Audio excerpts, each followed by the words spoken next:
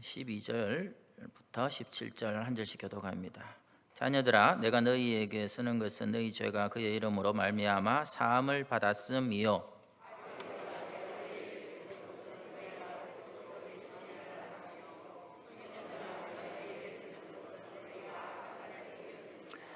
아이들아, 내가 너희에게 쓴 것은 너희가 아버지를 알았으며 아비들아, 내가 너희에게 쓴 것은 너희가 태초부터 계신 이를 알았으며 청년들아, 내가 너희에게 쓴 것은 너희가 강하고 하나님의 말씀이 너희 안에 거하시며 너희가 흉악한 자를 이기었음이라.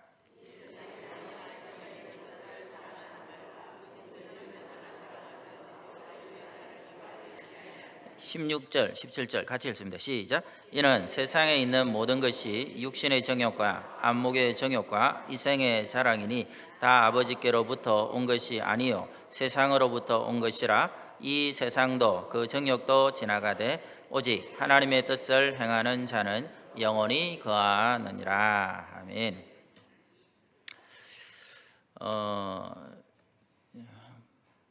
20세기를 대표하는 한국 교회의 거목, 살아있는 성자 하면 한경직 목사님을 빼놓고 얘기할 수는 없을 것 같습니다.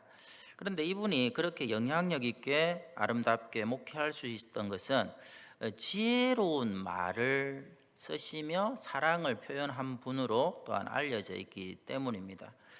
30년 동안 한국을 대표하는 영락교회 목회자로 담임 목사로 지내시는 동안에 당회를 하면서 단 한 번도 이 트러블이 없었다고 합니다. 왜 그런가 하면 이분이 지혜로운 말로서 순간순간을 잘 넘기고 하나 되게 했다는 것이죠. 예를 들면 이런 것입니다. 장로님들이 얼마나 똑똑합니까? 거기 있는 장로님들은 기본이 그죠? 장차관 정도 되든지 국회의원 되든지 아니면 학계에 석학 정도 되는 사람들인데 똑똑하니까 하고 싶은 말도 많고 목사님하고 의견이 다소 대립될 수도 있는데 혹시라도 목사님하고 마음이 안 맞는 얘기를 해도 목사님이 늘 그러신답니다. 안 됩니다. 노! 그렇게 얘기하지 않고 그렇게 해도 될 것 같네요. 그럴 수도 있겠네요. 그것도 하나의 방법이겠네요. 이런 식으로 그 상황에 대해서 정리를 하신답니다. 그리고 교인들 중에서도 조금 어렵고 힘든 부탁을 하지 않습니까? 그러면 아이고 무슨 그런 부탁을 합니까? 노 하는 법이 없고 항상 하시는 말씀, 기도해 보겠습니다. 기도해 보겠습니다.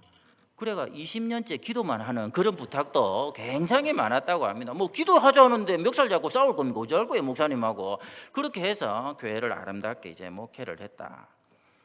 참 귀감이 되는 분이죠. 그런데 저는 한경직 목사님이 99세를 살면서 했던 말 중에 가장 촌철살인과 같고 그러면서도 지혜로운 말은 뭐였느냐 하면 이분이 우리 나이로 90이 넘었을 때 종교교의 노벨상이라는 템플턴 상을 아시아 최초로 수상하게 됩니다. 너무너무 귀한 일이죠. 그런데 이분이 수상을 하고 돌아오니까 신문에 이게 나오죠. 일반 신문에도 막 나오니까 그러면 안 되는데 한국교회에서 좀 내놓으라 하는 목회자들이 막 몰려간 겁니다. 쉽게 말해가지고 눈도장이라도 한번 찍고 그 자리에 나도 있다 하는 거예요. 그러니까 한국교회에서 수천 명 또 수만 명 심지어 총회장을 지낸 목사님들이 대거 20, 30명이 몰려갔는데 이분은 한국교회 가장 사실은 모든 면에서 사회적으로 보면 능력을 갖춘 교회에 수만 명을 목회했는데도 불구하고 남한산성에 나라에서 그때 서민주택으로 분양한 게 있습니다. 18평 아파트인가 주택. 거기 살고 거기 사시다가 이제 돌아가셨거든요. 그러니까 거기 이제 같이 들어간 거죠. 그러니까 서로 목사님하고 아는 척하고 막 이래 쓰는데 마지막으로 그래도 헤어지기 아쉬우니까 목사님 저희들한테 후배 목사들한테 그래도 다 60, 70이에요 이분들. 후배 목사님들 딱 한마디만 우리에게 해주십시오. 그 가르침을 받들겠습니다 라고 했을 때 한경직 목사님이 했던 그 말 아시죠? 목사님들 예수 잘 믿으세요. 목사님들 예수님 잘 믿으셔야 됩니다. 나름대로 목회를 잘한다고 자부하던 목사님들이 그야말로 패닉에 빠졌죠. 저는 한편으로는 그 이상의 지혜로운 말씀과 가르침은 없다고 생각합니다. 기라성 같은 교회 한국교회 목사님들 오히려 각성시키는 계기가 되죠. 한경직 목사님처럼 다 살 수는 없습니다. 이분은 누가 상금을 받아서 일부를 기부했다면 나라에서 막 띄워집니다. 신문에서. 이분은 당시 30년 전에 상금이 10억이에요. 10억. 단돈 1원도 자기가 쓰지 않고 전부 다 어려운 이웃을 위해서 바로 기부를 하죠. 더 회자가 되었던 사건은 뭐냐면 얼마나 검소했는지 영국에 수상하러 런던에 가야 되는데 영국으로 가려고 하니까 입을 양복이 없는 거예요. 양복이 하나도 없는 거예요. 아니 왜 없어? 영락교회 구자 교인들 얼마나 많은데 교인들이 양복을 해줍니다. 해주면 한 번 입고는 바로 짝을 찾는 거예요. 자기하고 이렇게 비슷한 어려운 노인들 찾아가지고 싹 다 나눠줘 버리는 거예요. 그러니까 양복이 없어요. 평생을 그렇게 살았던 분이니까 목사님들 지금 목회를 잘하고 못하고의 문제가 아니라 예수님 잘 믿다가 천국 가야 됩니다. 하나님의 지혜를 담은 가장 놀라운 한마디가 아니었는가 싶습니다. 오늘 본문이 똑같습니다. 90살을 넘긴 사도 요한이 성도들이 한 말씀만 우리에게 해주십시오. 이 마지막 때를 어떻게 살아야 됩니까? 라고 얘기를 했을 때에 평생의 사역을 통해 깨달은 신앙의 핵심을 한마디로 얘기합니다. 여러분, 예수님 잘 믿으세요. 요거를 사도 요한의 표현대로 바꾸어서 이렇게 얘기합니다. 12절, 13절을 먼저 읽고 얘기하겠습니다. 12절, 13절입니다. 시작. 자녀들아, 내가 너희에게 쓰는 것은 너희 죄가 그의 이름으로 말미암아 사함을 받았으며, 아비들아, 내가 너희에게 쓰는 것은 너희가 태초부터 계신 일 알았으며, 청년들아, 내가 너희에게 쓰는 것은 너희가 악한 자를 이기었음이라. 15절입니다. 시작. 이 세상이나 세상에 있는 것들을 사랑하지 말라. 누구든지 세상을 사랑하면 아버지의 사랑이 그 안에 있지 아니하니. 예수님 잘 믿으세요 하고 동의어가 사도 요한이 생각할 때 뭐냐면 세상을 사랑치 마세요. 세상에 휘둘려 살지 마세요. 세상의 것들을 제발 따라가지 마세요. 그게 예수님 잘 믿는 것의 사도 요한식 표현법입니다. 오늘 12절 13절에 읽은 대로 이거는 예외가 없습니다. 한번 보시죠. 여러분 보시면서 뭐가 반복됩니까? 자녀들아, 아비들아, 청년들아. 나중에 14절에 나옵니다. 아이들아, 아비들아, 청년들아. 그러니까 세대를 막론하고 어린 젖먹이에서부터 90, 100세가 된 그런 노년에 이르는 성도들을 몽땅 다 합쳐서 한 사람도 예외 없이 붙들어야 될 핵심 가치가 뭐냐? 그것은 바로 이 땅을 사는 동안에 이 세상을 사랑치 말라. 여기서 우리가 이제 궁금한 게 있습니다. 아닌데 우리가 금세 떠오르는 구절이 있는데 여기서 말하는 세상이 뭔지 하는 것이죠. 하나님이 세상을 이처럼 사랑하사. 그 세상은 세상에 있는 영혼들을 말하는 것이죠.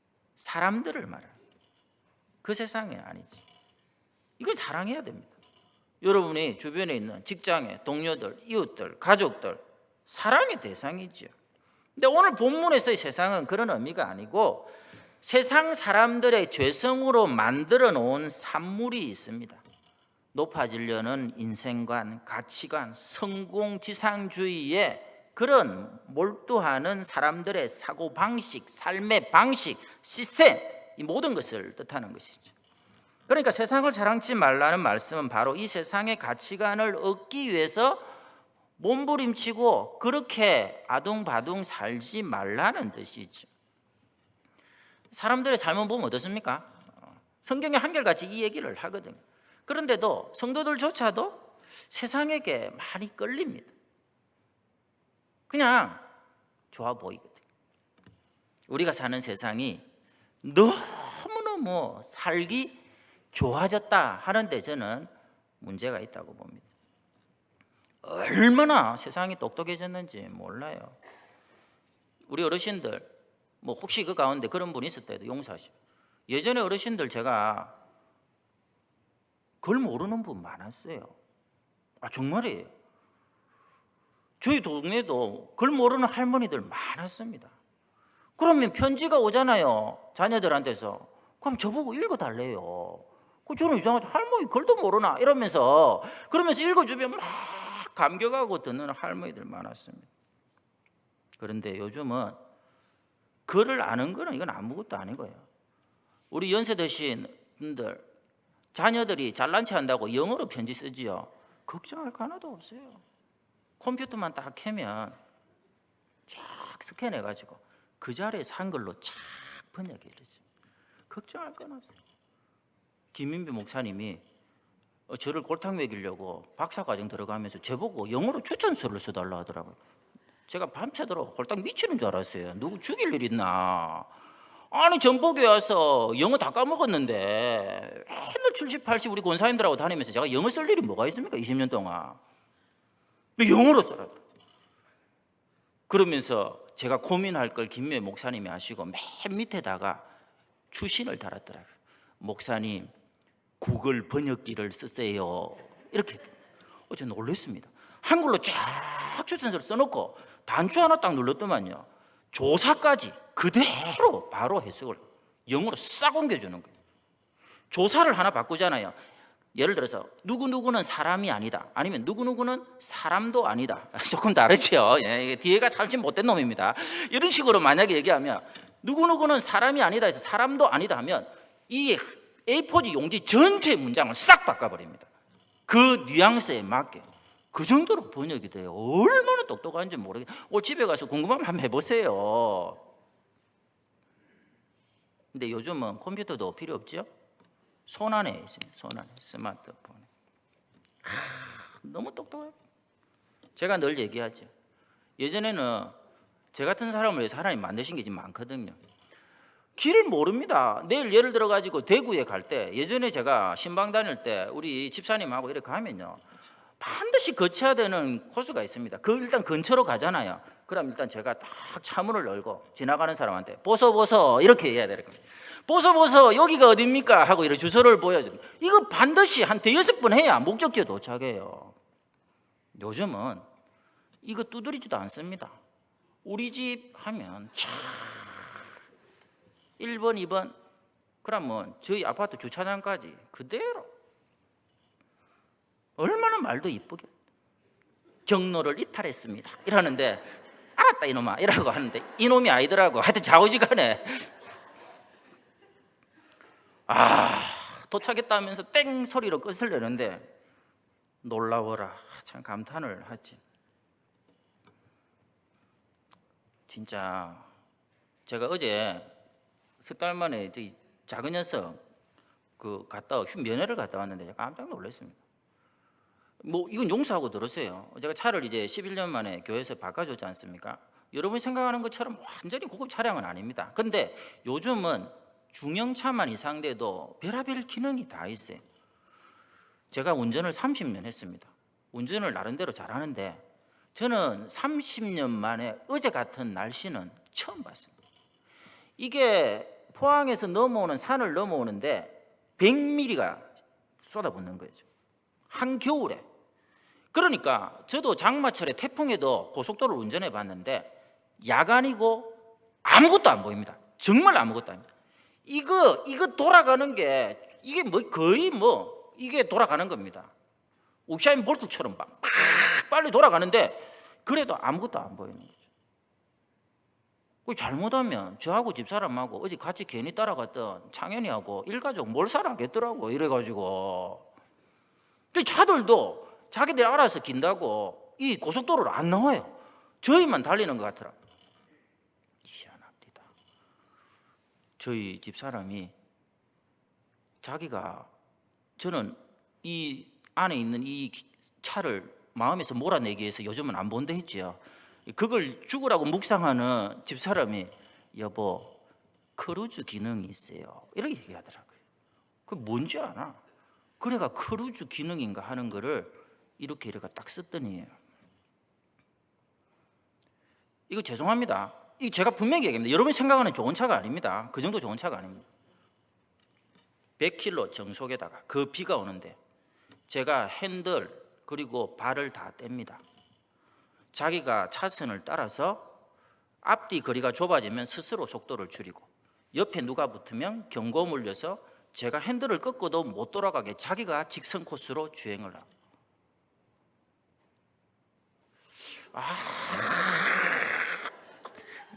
희한하게 자랑하네. 목사님 저 자랑질 하는 거 보면 교묘해가지고. 아니 그게 진짜 죽을 뻔했다니까요. 어제 운전하고 오다가. 근데 실제로는 불안해가지고 떼지는 못합니다. 핸들을 손만 이렇게 던져 놓고 있는데 힘 안 들이고 진짜 집에 왔어요. 물론 그것을 쓸 수 있는 여건이 있는데 적어도 한 1시간가량은 다른 사람들은 슬슬슬슬슬 다 피해가지고 간이 주차장으로 다 새는데 저는 그것도 없어요. 여러분 한국의 웬만한 중형차도 이처럼 똑똑해졌어요. 다 시험 든 표정이라서 나 이게 설교를 계속해야 되나 말아야 되나. 그런데 그렇게 똑똑해졌는데, 아니 심지어 차도 이렇게 똑똑해지고 사람들은 너무너무 똑똑해가지고 누가 한마디 하면 10마디 100마디를 하는 세상인데, 그렇게 똑똑한 환경에서 똑똑한 사람들이 모였는데 행복하다는 사람은 단 한 명도 없습니다. 이 환경에 대해서 만족해야 하는 사람은 단 한 명도 없어요. 모두가 살기 빡빡하다고 막막하다고 못 살겠다 하고 못 잡아먹어서 안 들인 것이죠. 이유가 뭐죠? 세상을 사랑하고 있기 때문에. 하나님 분명히 세상의 것들을 좋아하고 그것 때문에 이리 hil비하지 말라고 분명히 얘기했는데 세상을 사랑하고 있기 때문에 그런 거예요. 그것은 여러분들이 지금보다 재산이 100배, 10,000배로 불어나도 그건 아무짝에도 의미가 없는 것이죠. 왜? 하나님은 하나님의 사랑이 부어져야만 행복할 수 있도록 우리를 만드셨거든요. 근데 그 하나님의 사랑을 받아라는데 그건 안 받고 세상의 사랑을 듬뿍 받겠다고 나대니까 이렇게 되었다고 성경은 진단을 합니다. 자, 그러면 여러분이 2020년이 되었는데도 불구하고 정말 하나님이 약속한 에덴의 행복과 하늘의 기쁨을 누리지 못하는 이유가 뭐죠? 그걸 야기시키는 그런 DNA가 있습니다. 16절을 같이 읽도록 하겠습니다. 16절입니다. 시작. 이는 세상에 있는 모든 것이 육신의 정욕과 안목의 정욕과 이생의 자랑이니 다 아버지께로부터 온 것이 아니요 세상으로부터 온 것이라. 너무나 잘 아는 것이죠. 여기 나와 있네. 그게 육신의 정욕과 안목의 정욕과 이생의 자랑. 이게 얼마나 집요한지 창세기가 딱 시작하는 그 시점에서부터 주님 다시 오시는 그날까지 믿는 자들과 안 믿는 자들을 가리지 않고 괴롭히는 마귀의 완벽한 공격 무기가 이 세 가지입니다. 에덴 동산에서 마귀가 뭐라고 하죠? 선악과를 먹어라. 그랬더니 뭐다? 먹음직하고. 이 뭡니까? 육신의 정욕이죠. 그 다음 뭐죠? 보암직하고 안목의 정욕이죠. 지혜롭게 할 만큼 뭐죠? 이생의 자랑이죠. 신약에 들어오자마자 예수님이 사역을 시작하려고 하는데 40일을 금시간 예수님을 찾아서 마귀가 유혹을 합니다. 뭐라고 합니까? 40일을 못 드셨으니까 얼마나 배가 고픕니까?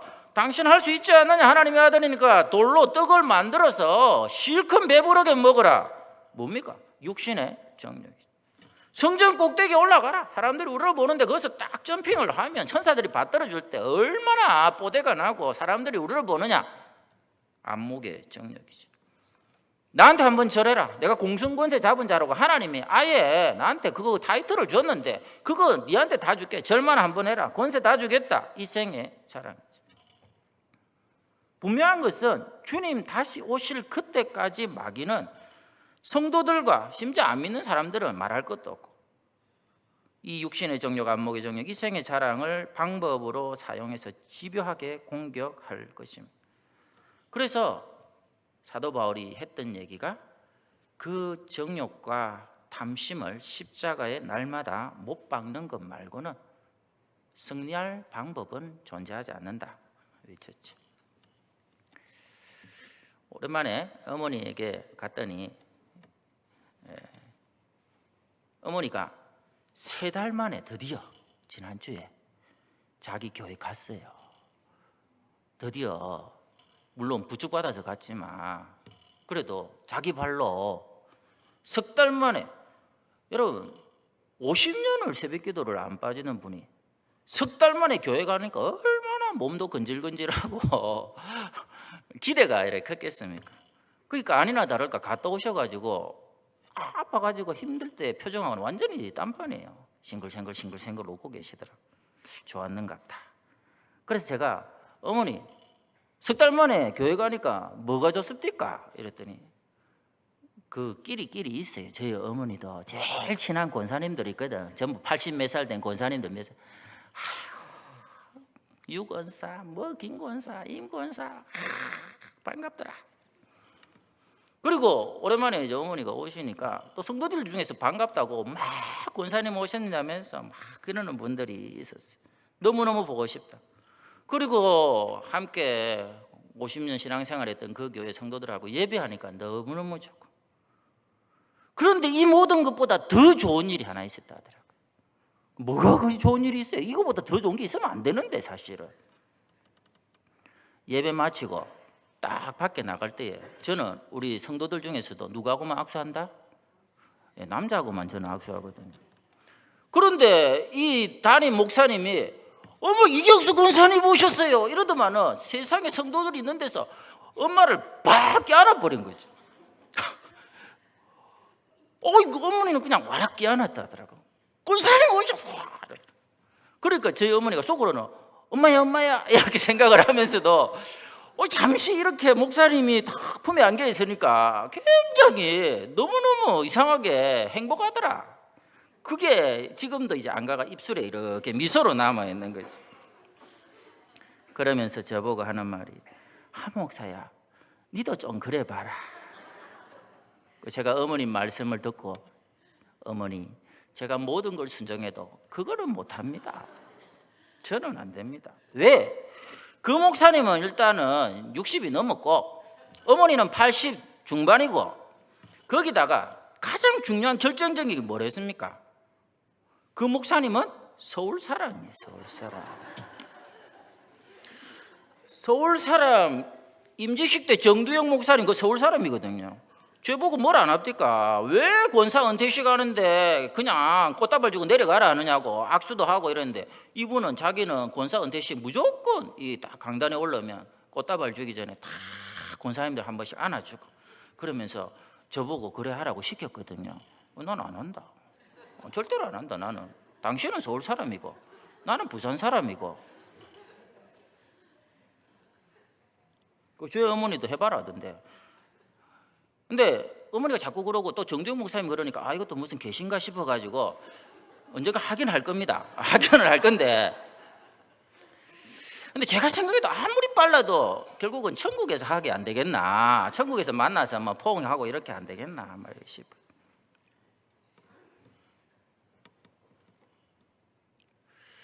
담임 목사, 저희 어머니 평생에 예수밖에 몰랐던 것 같은데 여러분 명심하세요. 오늘도 이 자리가 주님 품 아닙니다. 목사의 품이 아니고 목사가 하나 주는 게 아니고 하나님이 여러분을 안고 싶어서 주의 보혈로 깨끗하게 하셨어요. 깨끗하게 하신 다음에 이 두 팔을 십자가에서 있는 만큼 벌리고 내 품에 안겼어. 요즘 아빠들 지난번에 우리 그 시험 반주자 남편 되시는 분이 그 새가족 수료식 때 20년 새가족 수료식 하면서 또 아기를 이 포대기 안고 올라온 아빠는 또 처음 봤어요. 근데 그 옥정화 집사님 그 아기가 어떻게 있지요? 이게 포대기에 맨 거 아니잖아요. 앞으로 앉으니까 아빠를 이렇게 와락 껴안고 있죠. 그러니까 우리는 그렇게 살면 되는 거예요.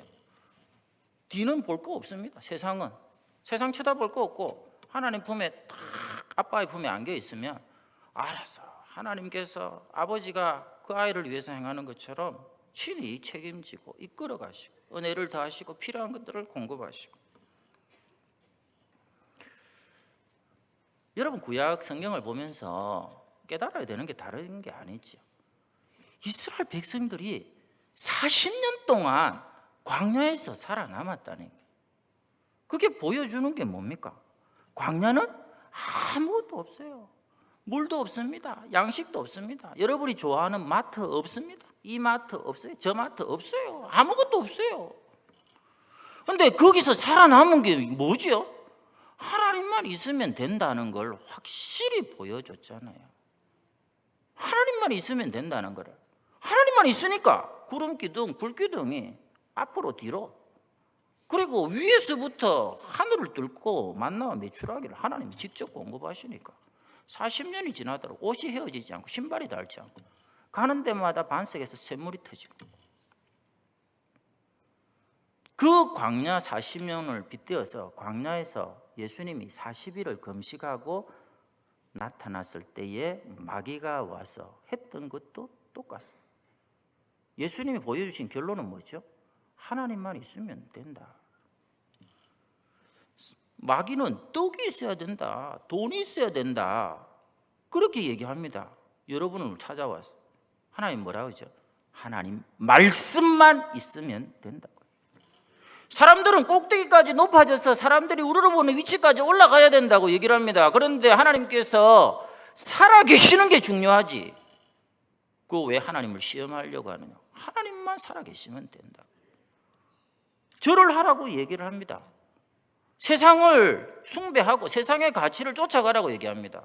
예수님의 답변이 뭐죠? 하나님만 예배하면 된다. 하나님만 계시면 된다. 아무 문제 없습니다. 그런데 하나님만 계시면 되는데, 이 하나님만 계시면 된다는 것이 여러분의 믿음으로 표현이 되려면 요거를 꼭 지켜야 된다 하는 것을 마지막으로 권하지요. 17절 같이 읽도록 하겠습니다. 17절 말씀 읽습니다. 시작. 이 세상도 그 정욕도 지나가되 오직 하나님의 뜻을 행하는 자는 영원히 거하느니라. 아멘. 하나님의 뜻을 요것만 생각하고 요것만을 위해서 살면 하나님께서 이 세상도 정욕도 다 무색할 만큼 영원히 우리 가운데 거하시며 채우시고 넘치도록 갚아주시고 길을 여시고, 이 약속을 하고 계신 거죠. 얼마나 사람들 모르겠습니다. 제가 뭐 세상 물정을 몰라서 그런가 몰라도 자기를 드러내기 위해서 또 자기 만족을 채우기 위해서 뭐 돈이고 명예고 이런 건 떠나서 양심을 파는 사람들이 너무 많은 것 같습니다. 그렇게라도 인정받고 싶어 하는 게 인지상정이 아닌가 이런 생각을 해요. 근데 죄송하지만 아까 말씀드린 대로 이 육신의 정욕과 안목의 정욕, 이성의 자랑이 작동을 하기 시작하면 여러분이 굉장히 이게 빨간불이 들어온 걸로 보셔야 됩니다. 내가 교만해지고 있다. 하나님 가장 싫어하는 교만의 증거라고 보셔야 됩니다. 기독교 방송을 이렇게 한 번씩 보다가 채널을 돌리면 기독교 방송 옆에 무슨 방송이 나오죠? 여러분 아예 아무것도 안 보는구나. 바로 옆에 불교 방송이 옆에 있습니다. 그 옆에 무슨 방송이 있죠? 평화 방송이 있습니다. 좀 보세요. 그런 거 동백이 그만 보고. 제가 그거 보면서 들었던 생각이 그거거든요. 불교 방송 한번 봤습니다. 우짜는가 싶어서. 봤더니 스님이 설법을 하시는데 스님은 의자에 딱 앉아있고 신도들만 다 서가지고 그것도 일어났다 앉았다 일어났다 앉았다. 그 다음 평화방송 신부님 전부 앉아서 강론을 하시더라고요. 그런데 그 성당에서도 무조건 성도들은 일어났다 앉았다 일어났다 앉았다. 그래서 제가 딱 보는 순간 나는 부당한 대우를 받고 있구나 이 생각을 했어요. 아니 불교고 뭐 천주교고 전부 다 성도들이 냈다 일어났다 앉았다 일어났다고 신부고 스님고 전부 앉아서 다 하는데 나는 아이고 하도 지금 발바닥도 아프고 죽겠는데 나는 서 있고 여러분은 막 퍼질러 가지고 그도 못해 잠까지 자고 여기서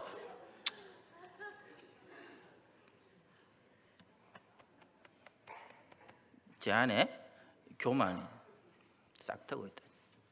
안목의 정력이라 본 게 있는 거예요. 그 보면 안 되는데 거기 딱 꽂혀가지고 그걸 보니까 나는 이보다 더 나은 대접을 받아야 된다는 생각을 하는 순간 마귀에게 진 거지요. 여러분 우리 어르신들한테 정말 죄송합니다만은 정말 금방입니다. 저도 내년이면 뭐 이런 말 하면 좀 미안합니다만 은혼식입니다. 은혼식. 아이고 나는 그거 전부 할배 할매들이 하는 줄 알았는데 저도 내년에 은혼식이더라고요. 그러다가 또 깜빡하면 금혼식 하겠죠. 그때까지 살 자신은 사실 없습니다만 하나님의 뜻만이 영원합니다. 이게 여러분 개념으로 잡혀야 됩니다. 아 무슨 추상적인 소리를 하느냐. 그게 여러분들이 추상적으로 믿고 있다는 증거예요. 그게 하나님의 뜻이 참 좋아요. 목사님 모르겠는데요. 그게 무슨 말인지 모르겠는데요. 여러분이 정말 세상에 대해서 등지고 십자가 보고 하나님의 뜻의 총집결체인 그 십자가에 내가 주와 함께 죽은 자임을 고백하고 마음으로 붙들면 어느 순간에 그것이 임계점에 도달하면서 딱 넘어서는데 하나님 정말 살아계시는구나. 천국이 나를 기다리고 있구나. 이 세상이 12번 뒤집어져도 나는 하나님 손안에 있구나 하는 것이 실감이 되는 것이죠. 그러면 그때부터 눈에 보이는 거는 세상과 나는 간 곳 없고 오직 구속한 주와 그리고 그 주님의 뜻만이 생생하게 우리 삶에 활성화되기 시작하는 거죠. 그래서 예수님이 분명히 얘기했습니다. 뭐 교회 와서 주여 주여 주여 주여 주여 주여 한다고 천국 못 갑니다. 어떻게 하는 사람? 오직 아버지의 뜻대로. 그게 산상순의 결론 아닙니까? 사랑하는 성도님들, 세상 마음대로 안 되잖아요. 근데 여러분에게 위로가 될지 모르겠지만 마음 먹은 대로, 여러분 마음 먹은 대로 안 되는 게 복입니다. 아멘을 제가 아무도 안 할 줄 알았어요. 여기서 아이고 그 마음이란 게 뭐 별거 있습니까? 조금 뭐 찌질한 데서 벗어나서 남들 보란 듯이 살려고 하는데 그것도 하나님이 안 챙겨줍니까? 얼마나 우리가 못됐는지 모릅니다.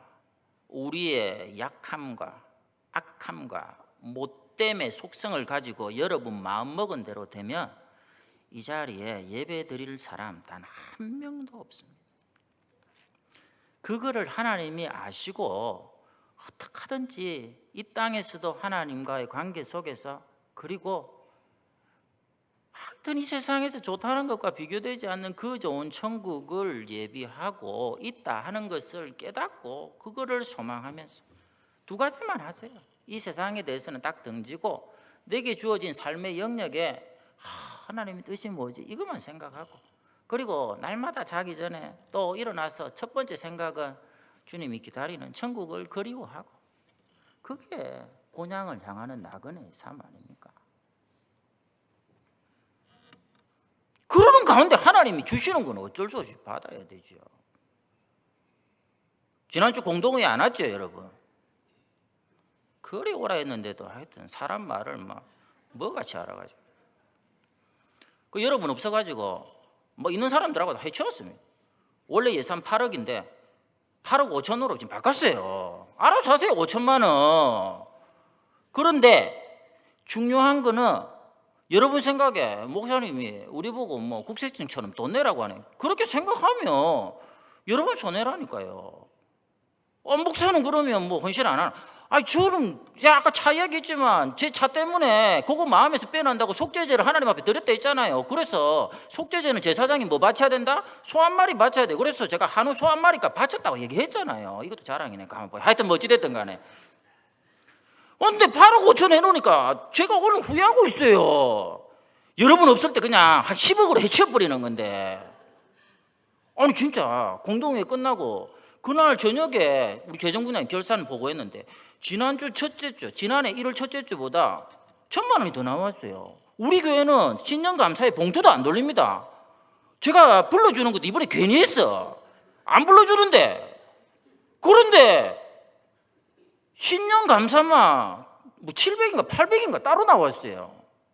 아니, 봉투도 안 나눠주고 하라 소리도 안 하고 하지 말라는데 알아서 범사에 감사해라고 하는데도. 오늘도 한 분이 전화 왔더라고. 공동의회에 있었던 사람이다. 이걸 강조해야 돼. 공동의회에 참석했던 분이에요. 목사님, 연초에 별의별 일이 다 있네요. 무슨 일인데요? 나는 좀 안 좋은 일이 있는가 싶어. 아이고, 뭐가 뭔지 모르겠는데 뭐 자꾸 어디서 나라에서 보상 나왔다고 받아가라는데 상상도 못했는데 얼만데요? 물어보니까 안 가르쳐 주더라고. 근데 중요한 것은 그게 액수가 크지는 않은데 하나님이 세상 이런 것도 챙겨주나 싶어가지고 그냥 바치고 싶어가지고 요번 주 또 주일원금 엄청나게 올라가게 생겼어요. 1월 달 안에 5천만 원 해결되면 8억 5천 괜히 했어. 10억으로 맞춰 놓는 건데. 여러분 듣고 있으니까 부럽지요? 그렇게까지 하나님의 뜻을 앞세우며 그분들이 살아서 그런 거예요. 심은 대로 거두는 거예요.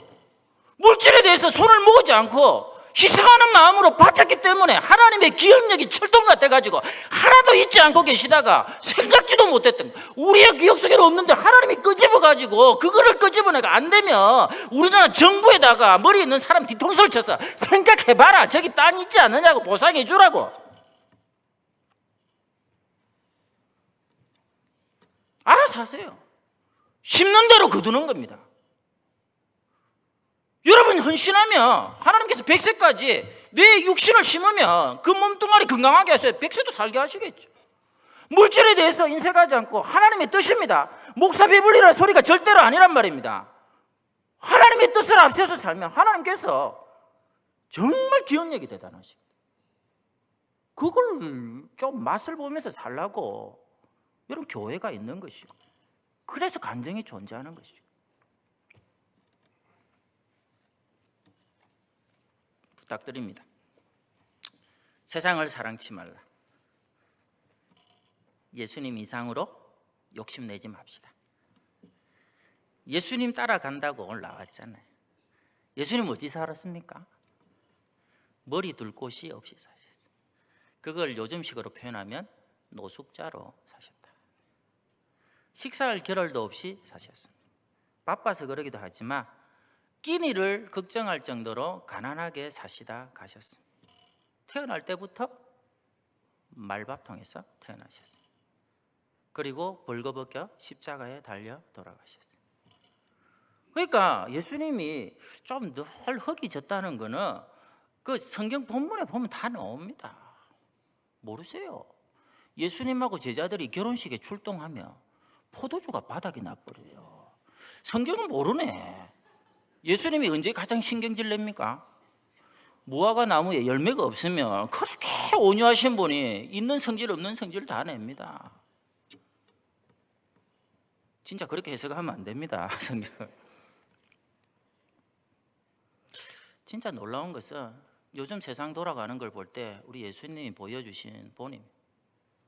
사람들이 이분이면 틀림없다 하고 지지율 뭐 20%, 30%, 40% 이런 거 없어요. 수만 명이 아니 수십만 명이 100%의 지지를 보내며 왕을 삼겠다고 하는 그 순간에도 아스라 그건 하나님 뜻이 아니다 라고 산으로 숨어서 밤새 기도를 하시죠. 왜 그렇게 하셨을까요? 왜 그렇게 하셨을까요? 요즘은 조금 있으면 총선한다고 국회의원만 시켜주면 뭐 여당이고 야당이고 젊은 인재를 영입하는데 지금 보니까 간이고 쓸개고 양심이고 다 팔아먹더만 하는 거 보니까 젊은 사람들이 그래가 되겠어요 지금? 근데 예수님은 똑같은 30대 초반인데 왜 그랬을까? 대통령 시켜준다는데 가만히 있어도 선거운동 할 필요도 없고. 여러분, 어두운 방에서는 촛불만 탁 펴도 발레 이런 생각이 들죠. 거기다 손전등을 펴면 진짜 발레 이런 생각이 들죠. 그런데 요즘은 휴대폰이 잘 나와가지고요, 휴대폰에 있는 이 플래시를 딱 켜면 엄청나게 확 밝아지지. 근데 그거 아십니까? 그런저런 조명들을 태양볕 아래 딱 놔보면 켰는지 안 켰는지도 구분이 안 됩니다.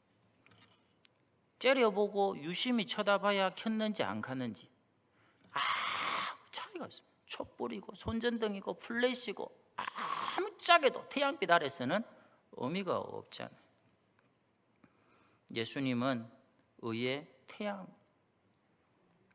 이 땅에 내려오신 하늘이시죠. 예수님이 보셨을 때는 한 나라의 대통령이나, 혹시나 또 친척분에 그런 분이 있으면 용서하고 들었어요, 한 나라의 대통령이나 섬마을에 할머니 할아버지 30명이 사는 섬마을의 이장이나 아무 차이가 없는 거예요. 불이 없는지도 태양빛 아래서는 그 차이가 없다니까요. 없는 거나 마찬가지다. 그러니까 예수님께서 보실 때는 한 나라의 대통령이나 섬마을의 이장이나, 그래서 사람들이 하는 말이 뭡니까? 이 지구를 뭐라고 불러요? 지구촌이라고 부르는데 그 말이 저는 딱 맞다고 생각해요. 세상에서 가장 대단하다는 트럼프, 그 양반이 차리하고 있는 미국의 대통령이라 할지라도 지구 총구석에 이장이나 다를 바가.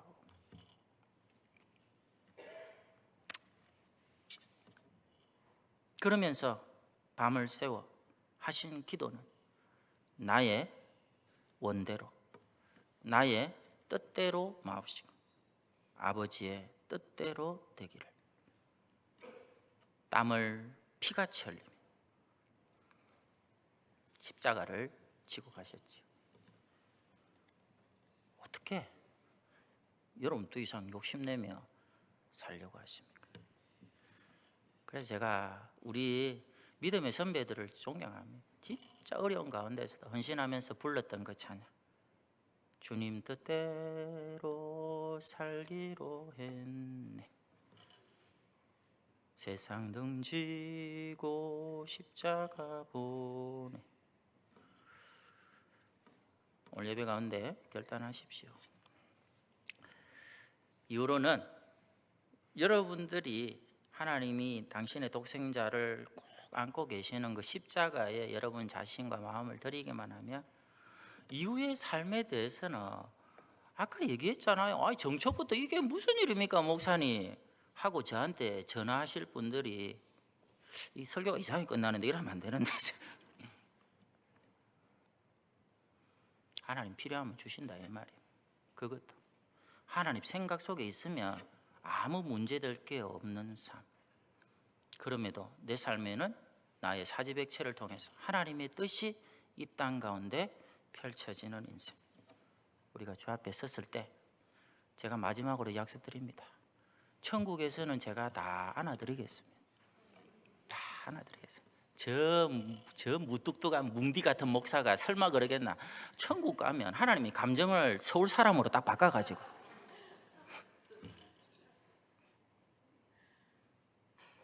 이생의 자랑, 인생의 정욕 잘 끊어내시고, 우리가 주 앞에 섰을 때 저도 그렇고 여러분도 그렇고 여러분의 자녀들도 세상을 사랑치 않았던 사람이라, 하나님만을 마음을 다해 사랑했던 하나님의 자녀들이었다고 꼭 그 칭찬 받게 되시기를 축원합니다.